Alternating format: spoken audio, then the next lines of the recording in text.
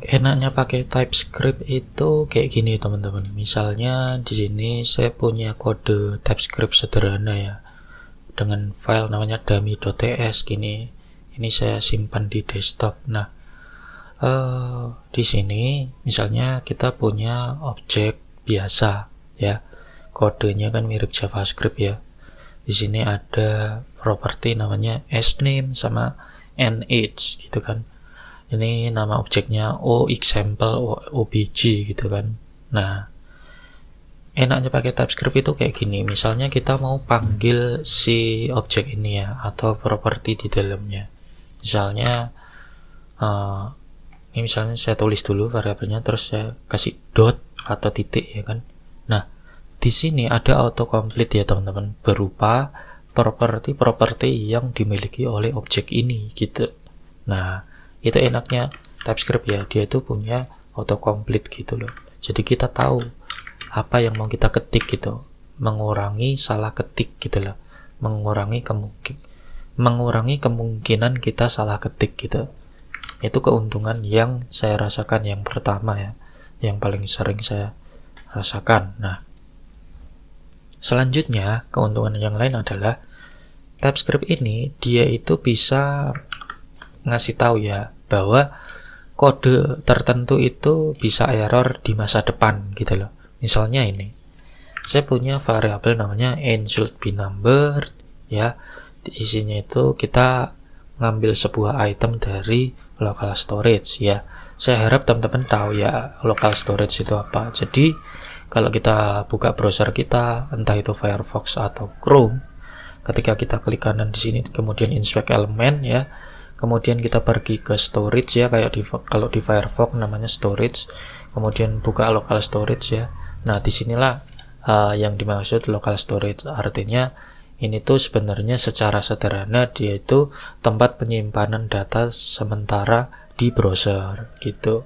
Nah, misalnya kalau kita mau nambah data baru ya di sini ya,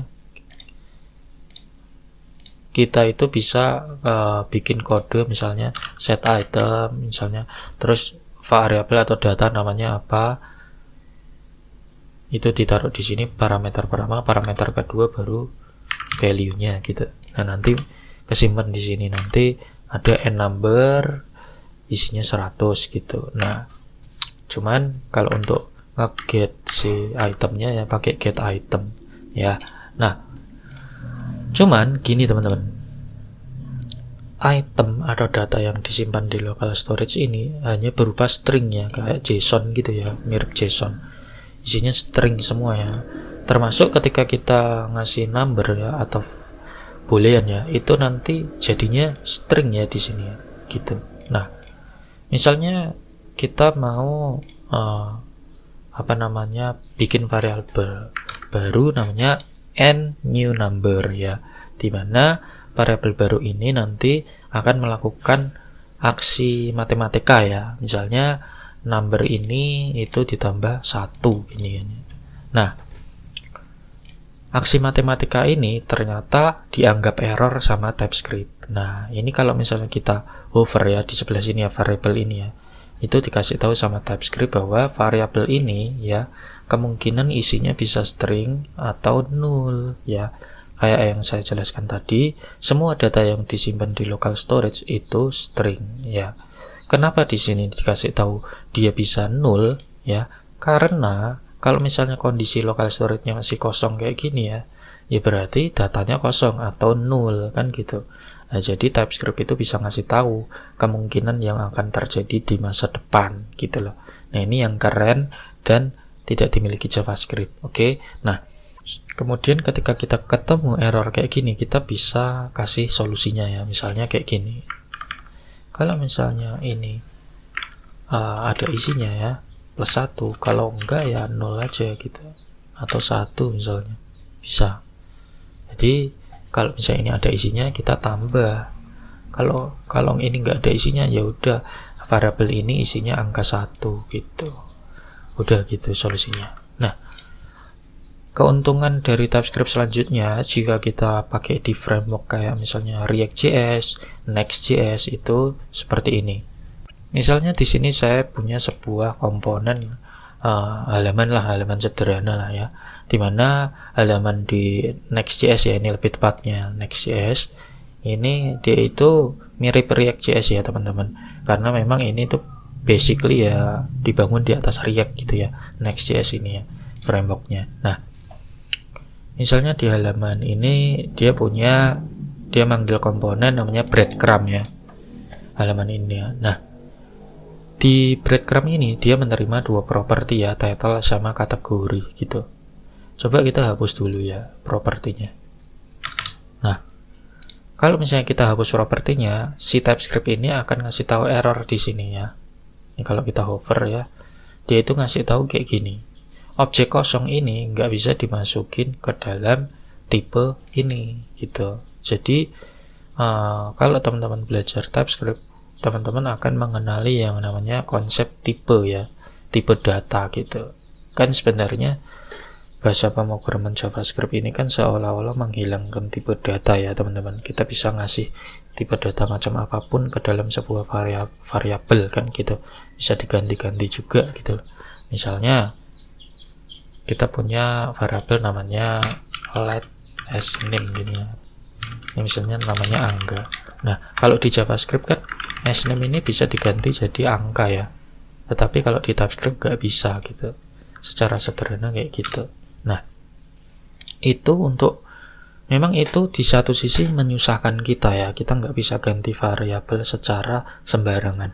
Tetapi di situ juga ada keuntungannya ya. Ya, keuntungannya yang saya jelaskan tadi ketika kita ada di dummy.ts tadi ya, file TypeScript biasa. Nah, sekarang kita mau bahas yang framework JavaScript kan. Kalau kita cover di sini ya, tipe objek kosong artinya gini, kita kan nggak ngasih prop apa-apa ya. Berarti kan propnya kan objek kosong ya, ya kan. Nah, itu nggak bisa dimasukin ke tipe ini, nggak cocok gitu loh. Yang dimana tipe ini isinya itu title sama kategori gitu. Jadi dengan kata lain kita itu harus ngasih dua properti ini ke dalam objek ini, ke dalam komponen ini gitu. Nah, breadcrumb prop type ini dari mana? Dari sini ya, dari komponennya langsung ya. Ini kalau kita buka komponennya isinya kayak gini, yang dimana komponen ini punya tipe ini. Nah, tipe ini ya, itu sebenarnya pada dasarnya sebuah objek yang punya dua properti gitu. Nah, di sini kita bisa lihat ya, berarti kita harus kasih title sama kategori. Nah, kalau misalnya teman-teman kasih spasi di sini ya, jadi di sini ada dua spasi ya, terus di tengah-tengah ini kita pencet kontrol spasi ya. Di sini teman-teman bisa lihat beberapa properti yang bisa kita kasih. Yang kotak warna biru ini ya. Jadi ada 3 kotak warna birunya ini ya. Yang bawah ini nggak perlu dipedulikan dulu. Nah, 3 kotak warna biru ini kita bisa kasih ya. Tapi key ini saya jujur nggak tahu ya, key ini dapat dari mana gitu. Padahal di sini kita cuman kasih title sama kategori kan. Ya sudah kita yang penting kita fokus ke title sama kategori dulu ya. Jadi kita bisa kasih title-nya apa, misalnya string ya, kemudian kategorinya apa, ini juga string kan ya. Nah, di sini kita bisa lihat ya teman-teman, title ini tipenya memang string ya. Dari mana informasi ini? Dari sini gitu. Jadi kita bisa kasih tipe data yang membantu kita sebenarnya untuk ngoding ya. Jadi kita nggak bisa kasih sembarangan data di sini ya. Di sini nih di propnya ini nggak bisa kasih number atau boolean ya, malah error nanti aplikasi kita crash gitu. Nah, itulah yang menguntungkan ya dari TypeScript ya. Kelebihan dari TypeScript, dia bisa bikin aplikasi kita itu jadi strict gitu loh. Nggak bisa sembarangan ngasih tipe data gitu, supaya nggak error juga aplikasi kita gitu. Nah, kemudian di kategori ini ternyata error ya. Jadi tipe string itu nggak bisa ditaruh di dalam tipe kategori type. Nah, jadi kita kalau perhatikan di sini ternyata kategori ini tipenya bukan string tapi kategori type. Kategori type dapat dari mana? Dapat dari slash ini ya. Kita coba buka slashnya. Nah, ini dia. Tipenya harus objek yang isinya 3 properti ini gitu. Nah, jadi kita nggak bisa kasih properti sembarangan. Mungkin kita balikin dulu kodenya kayak yang tadi, ya kan? Nah, kayak gini Ini data dari API ya sebenarnya. Oke,